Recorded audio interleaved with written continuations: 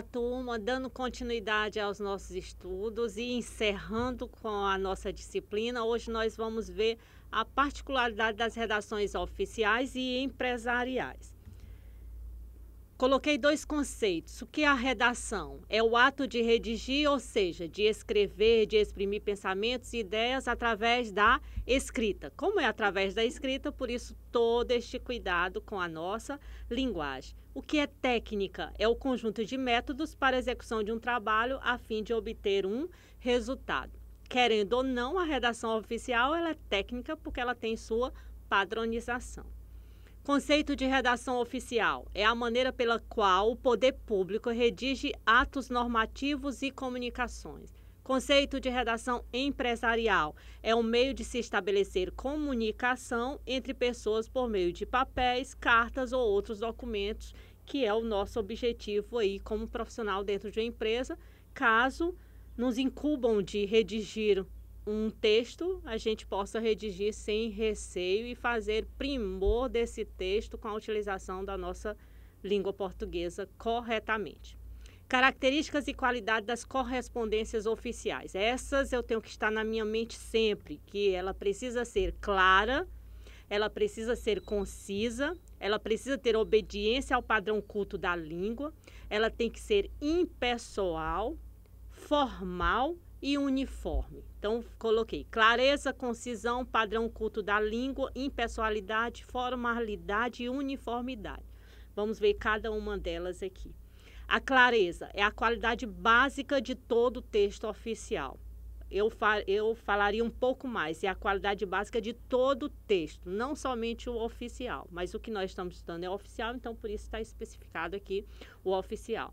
Texto claro é aquele que possibilita a imediata compreensão pelo leitor, que é o nosso objetivo ao redigirmos, ao transmitirmos uma mensagem escrita, é que o nosso interlocutor possa ter uma interpretação correta, a interpretação que eu planejei quando redigi aquele documento.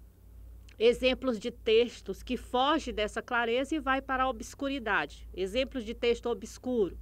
A má disposição das palavras na frase. Coloquei um exemplo aqui para vocês. A Defesa Civil pede, neste ofício, cobertores para casal de lã.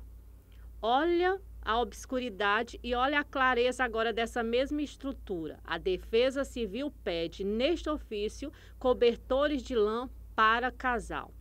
Então, analise quando a palavra ela é mal distribuída, ela pode levar ao meu interlocutor uma interpretação indevida, inadequada. Concisão. Concisão consiste em expressar com o mínimo de palavras um máximo de informações, desde que não se abuse da síntese a tal ponto que a ideia se torne incompreensível. Ou seja, eu tenho que ser conciso. Eu tenho que resumir o que eu quero falar, mas também eu não posso resumir ao ponto de tirar a ideia principal da qual minha mensagem tinha esse desejo de transmitir.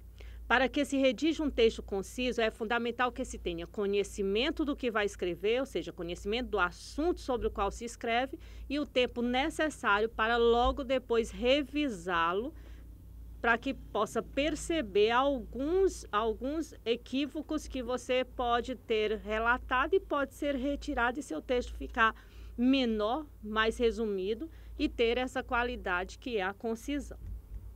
Exemplos de procedimentos para redigir textos concisos. Eliminar palavras ou expressões desnecessárias. Coloquei aqui o exemplo. Decisão tomada no âmbito da diretoria. Eu posso dizer apenas decisão da diretoria. Evitar o emprego de adjetivação excessiva, ou seja, evitar o emprego de adjetivos excessivos. O difícil e alarmante problema da seca. Difícil e alarmante, dois adjetivos aí, eu poderia muito bem escrever somente o problema da seca. Trocar a locução verbo mais substantivo pelo verbo. Exemplo, fazer uma viagem, viajar. Fazer uma redação, redigir. Então, observem que eu tenho outros meios de falar o mesmo conteúdo de forma mais concisa, mais rápida. E os textos oficiais, eles nos pedem isso. Padrão culto da língua é o que a gente vem frisando em todas as aulas. Essa obediência às regras gramaticais. Na nossa última aula, a gente viu algumas normativas da gramática contextualizada. Então, eu tenho que estar sempre atento com o emprego da regência, da concordância, emprego de algumas palavras.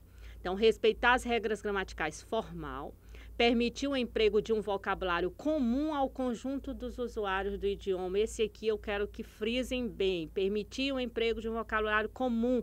Então, eu não posso colocar dentro dos meus documentos oficiais algumas expressões regionais, porque esse texto pode ir para alguém que não tem o conhecimento do significado dessas expressões. Então, o vocabulário tem que ser comum para que possa chegar a qualquer interlocutor e ele possa entender a minha mensagem.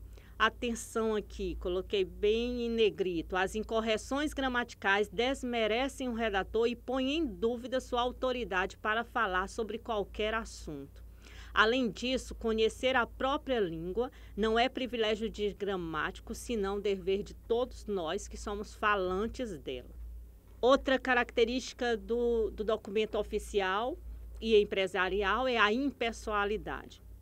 Lembrar sempre, nós estamos falando não em nosso nome, sim em nome de um órgão público, em nome de uma empresa. O tratamento impessoal deve ser dado aos assuntos constantes das comunicações oficiais.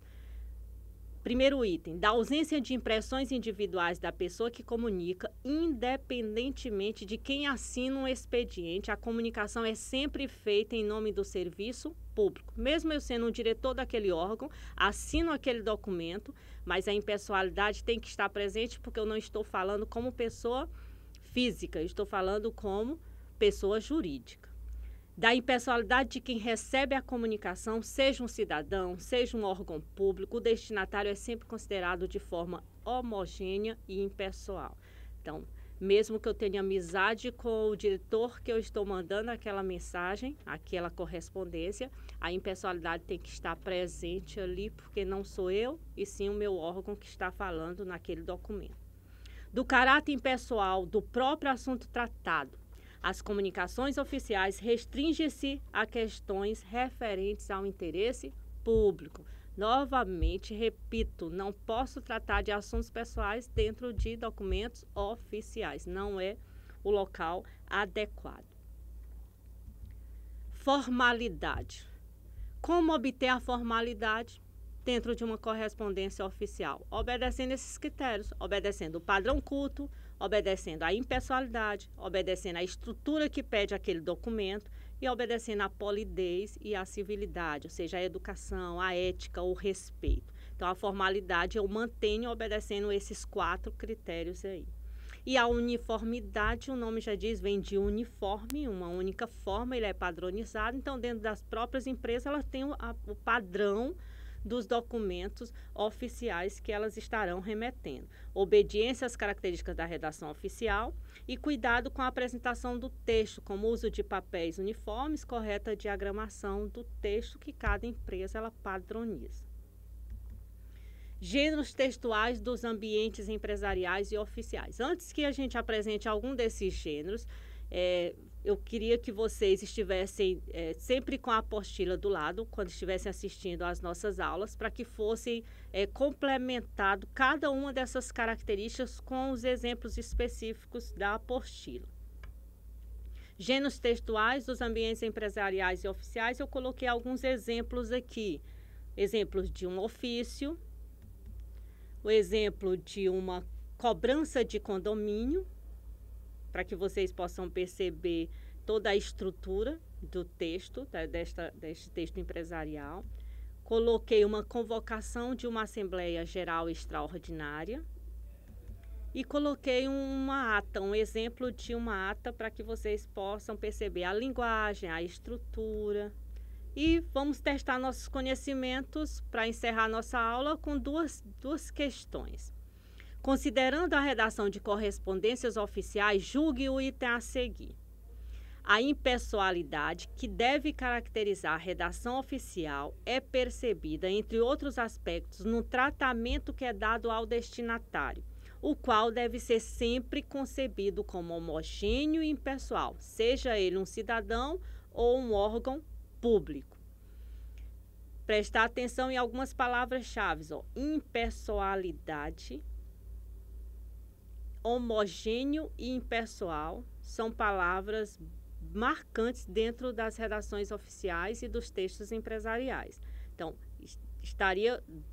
teríamos sem dúvida aqui um item verdadeiro em relação às características, às qualidades da redação oficial. O outro item para que a gente possa analisar: o emprego da linguagem técnica com a utilização de termos específicos de determinada área do conhecimento deve ser privilegiado em expedientes destinados a órgãos públicos, ou seja, em documentos destinados a órgãos públicos. Olha as palavras-chave aqui, ó. O emprego da linguagem técnica específica. O que é que nós falamos na nossa aula, agora há pouco, em um dos nossos slides? Que a linguagem ela tem que ser comum. Eu não posso empregar uma linguagem técnica, eu não posso empregar uma linguagem regionalista, porque eu quero que todos que possam ter acesso àquele documento tenham um entendimento desejado por mim. Então, analisando por esses dois itens, já julgaríamos esse item como falso. Lembram da nossa primeira aula que eu iniciei dizendo que o conhecimento adquirido, mas não compartilhado, ele se torna inútil? Então, continuo frisando que o conhecimento adquirido, se não for compartilhado, nós não vamos mudar uma sociedade. Então, o conhecimento vocês estão tendo a oportunidade de obter, vão atrás agora, que é apenas uma linha de estudo. Complemente os estudos de vocês, complementem cada normativa para aplicar na redação oficial, que com certeza vocês farão diferencial dentro da empresa e serão profissionais de sucesso. Boa sorte a todos, muito obrigada.